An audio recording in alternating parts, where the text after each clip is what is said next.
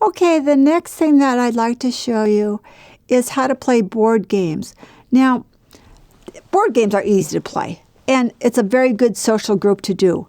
But it can be very embarrassing if you can't pick up the object because you don't have the fine motor skill, or if you have tremors or shakes where when you put down the object for the game, it moves. So what we want to do is help you be able to solve that problem by magnetizing the board. Now, this sometimes will depend on the type of board game that you're using, but for the most part, there are about 2 things that you can do to really help you enjoy the game. First of all, we're going to use an example of the bingo game. And what we're going to do is take our metal tray, and this is a metal tray. It's not a plastic tray. It's a metal tray. And we're going to take the bingo card, and I've copied it on paper. And the next thing we're going to do is we're going to tape it so it stays still in the board. So we'll take our tape.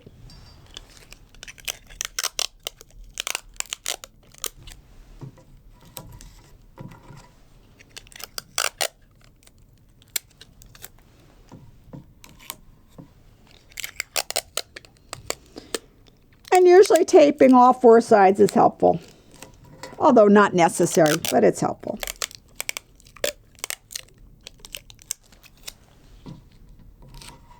All right, now that's secured for you. The next thing we're going to do is sometimes people will use doppers, but that usually isn't so good because when you make a mistake and you colored the wrong area, then you don't have a good chance of winning the game. And the important thing is win that quarter, right? Or win that prize.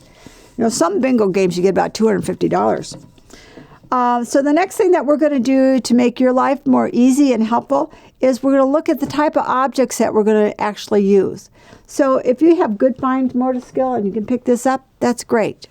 So I have a thin chip. I have a little bit thicker one. And then for people who have a really hard time and can't do the complete close, drink a lot of wine because you get a lot of these caps in them, and they're really good for being able to pick this up and put it down. So that'll make those things really easy for you. I've also seen that people at other times have used bottle caps because it's got an edge on it and you can use those. But now, if you've got Parkinson's or you have tremors, sometimes will happen, you'll have your things down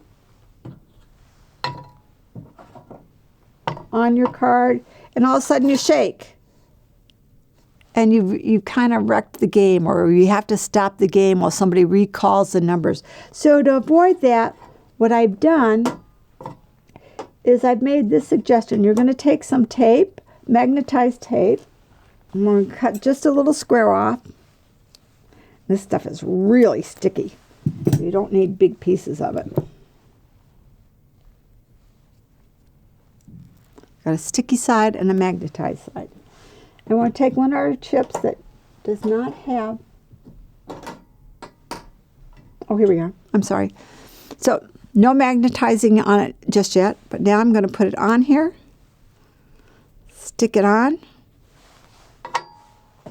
and that isn't going anywhere anymore. What's great about this, if you have a hard time picking these things up, I've got a bunch of them here that I've already put the little stickies on. I can line them right up. And then they're very easy to pick up because I can pick them up by the edge and put them down, and they're not going to move.